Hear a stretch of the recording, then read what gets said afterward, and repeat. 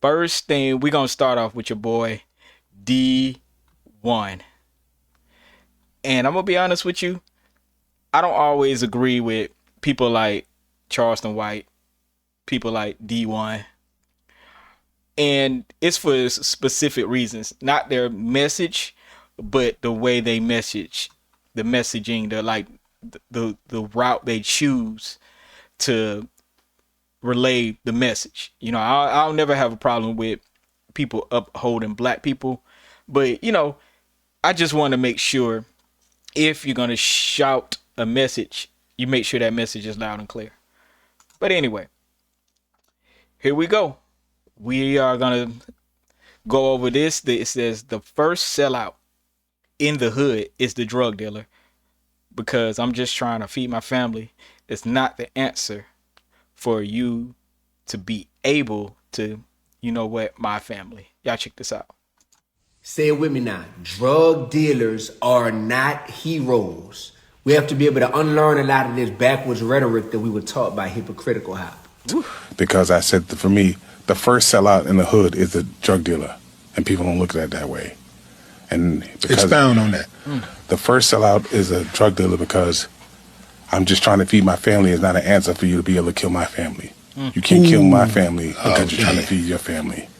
So you're the first sellout, and we co-sign that and be cool. It's like, he's just trying to eat. He's not just trying to eat. He's killing your family while he's trying to eat.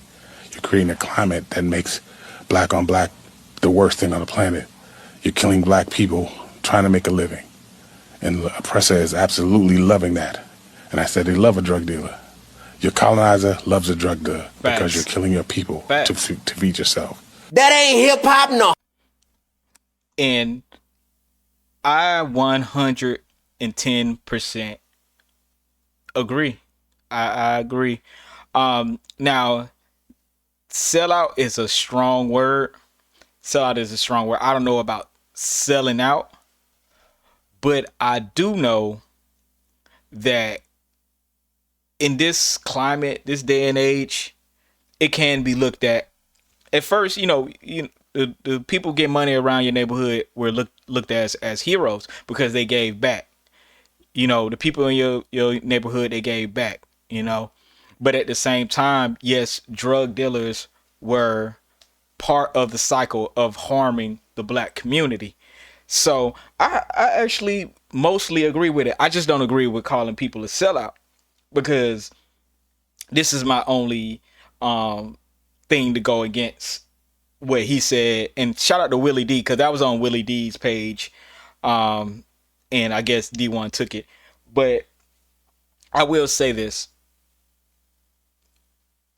every time a person of color gets some money, they're the first ones to sell out their own people. So it's not just the drug dealers get money and are hurting the black community. Sometimes when people get their degrees and get their move out the hood and don't help, and you're doing the same thing, and sometimes you follow, or people follow, that same pattern of hurting the hood and selling out black people. So the sellout mentality goes beyond just drug dealers. Yeah, they might be some of the first, but they're not really the first. It's just the state of mind and mentality that I think black people as a whole need to get rid of. That sellout, that whole I'm a hustler, this, that, but it don't help when your community is hurting.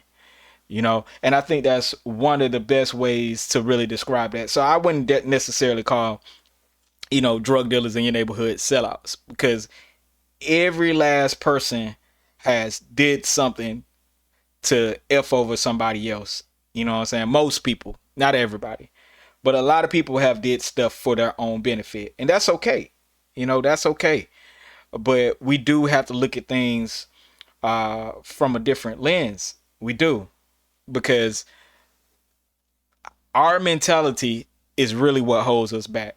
More than anything else, more than any racist rhetoric, more than any racist legislation, It's the mentality behind it. It's the one to assimilate to a white culture or just a affluent culture, and you forget about helping those that helped you along the way. Because we've all been helped in some way, shape, and form. You know, whether people want to admit that or not, we've all been helped. You know, and I just think that's missing in the sauce. And I do have a another one from D1. He says, "Y'all ruined it. Gangsta now has a new meaning." I mean, I'm gonna be honest with you.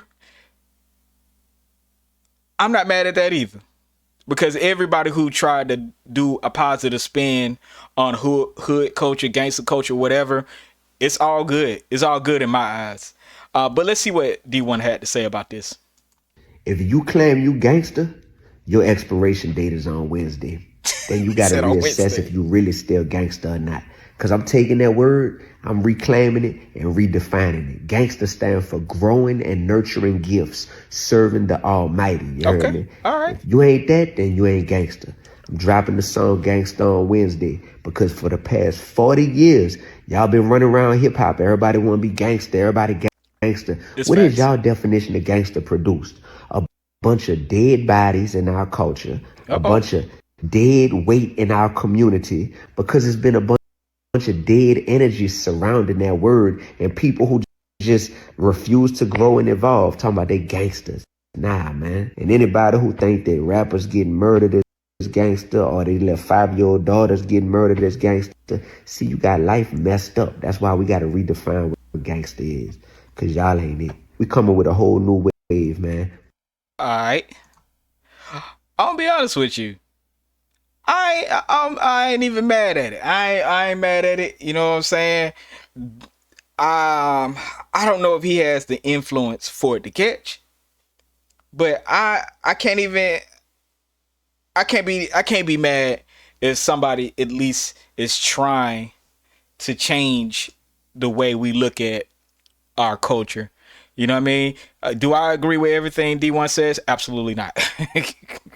Every time I have a disagreement, I definitely post it. But it's an overall mentality. Like, he's right. You know, you gotta change the way things are being thought about and taught, like I was saying earlier. So I think D1 is actually on the right track with this. Does he have the influence and power to change it? No. I'm just gonna be straight up. He has influence over his fan base and the people that watch him, but does he have like I would say a Kanye West or Tupac influence? Nah, he don't.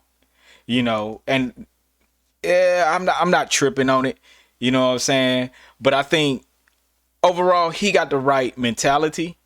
You know, and like I've been saying about his type of content, everybody's not ready to receive what you're giving them. So you have to give people an opportunity to grow, learn, develop, and hopefully people grab onto your message. But I'm definitely not mad at this, and you know, I am a big critic of people coming up here just trying to shame people for who they are and what they've been through. So I think this is actually a good thing. Will it catch? We'll have to wait and see. Maybe it'll take somebody with more influence. Maybe he needs to reach out to somebody like Kanye West and try to, you know, get some. And when I say Kanye, I mean the old type of Kanye mentality. The Kanye right now, I don't know. But I'm not mad at it. I'm not mad at it. This is actually better work and better positioning than he's been doing in the past couple of times. Because that past couple of times I've been roasting him. I'm gonna be honest with you, I've been roasting this dude. But I rock with it. I rock with it. You know what I'm saying? It just he's alright. He's alright. You know what I'm saying, for what it's worth. You know what I mean?